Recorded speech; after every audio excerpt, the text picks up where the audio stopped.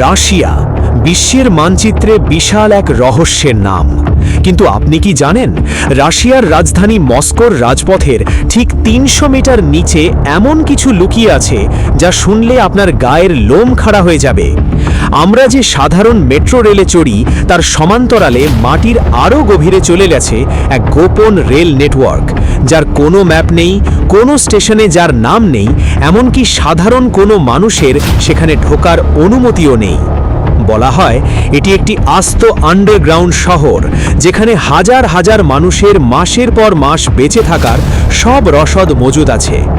আজকের এপিসোডে আমরা পর্দা উন্মোচন করব রাশিয়ার সবচেয়ে সংরক্ষিত গোপন রহস্য মস্কো মেট্রো 2 এর, যার অস্তিত্বের কথা আজও ক্রেমলিন স্বীকার করেনি। আপনারা দেখছেন মনোজাল, আর আমি আছি আপনাদের সাথে।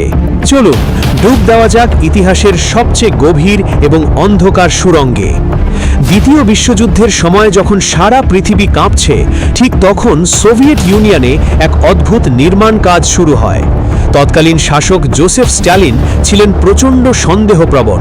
তার ভয় ছিল, যদি মস্কোতে পরমাণু হামলা হয় তবে তিনি পালাবেন কোথায়।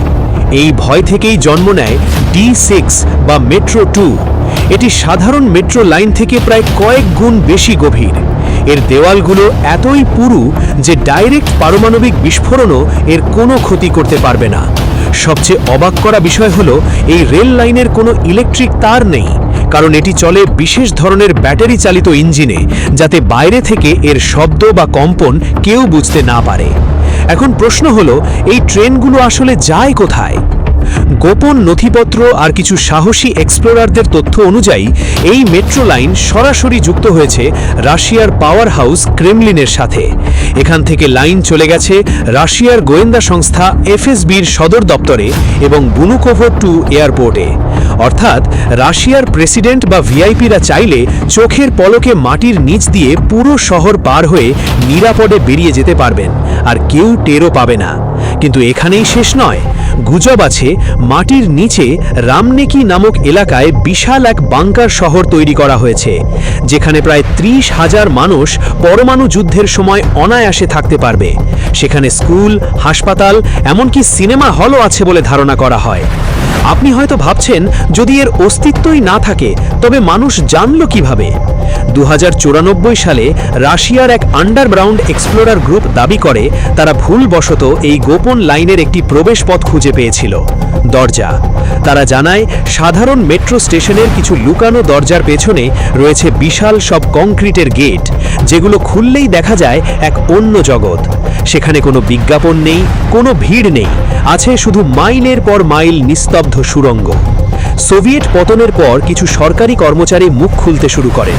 1991 সালে মার্কিন প্রতিরক্ষা বিভাগ একটি ম্যাপ প্রকাশ করে, যেখানে পরিষ্কার দেখা যায় মস্কোর নিচে আরও একটি মেট্রো জালের অস্তিত্ব। আজ অবধি রাশিয়া সরকার এই প্রজেক্টের কথা স্বীকার করেনি, তবে মস্কোর সাধারণ মানুষের কাছে এটি একটি ওপেন সিক্রেট। হয়তো আজ এই মুহূর্তেও আপনি যখন ভিডিওটি দেখছেন, মস্কোর মাটির গভীরে কোনো ট্রেন নিঃশব্দে বয়ে নিয়ে যাচ্ছে কোনো গোপন ফাইল বা কোনো শক্তিশালী রাষ্ট্রনায়ককে। পৃথিবীর এই রহস্যগুলো আমাদের বারবার মনে করিয়ে দেয়, আমরা যতটুকু দেখি পৃথিবী আসলে তার চেয়েও অনেক বেশি গভীর। মস্কো মেট্রো 2 কি সত্যিই আছে, নাকি এটি কেবলই মানুষের কল্পনা? কমেন্টে আপনার মতামত জানান। ভিডিওটি ভালো লাগলে লাইক দিন, এবং এই ধরনের আরও রহস্যময় ভিডিও পেতে মনোজাল সাবস্ক্রাইব করে বেল আইকনটি চেপে রাখুন। দেখা হচ্ছে পরের ভিডিওতে। ততক্ষণ ভালো থাকুন, সচেতন থাকুন। বিদায়।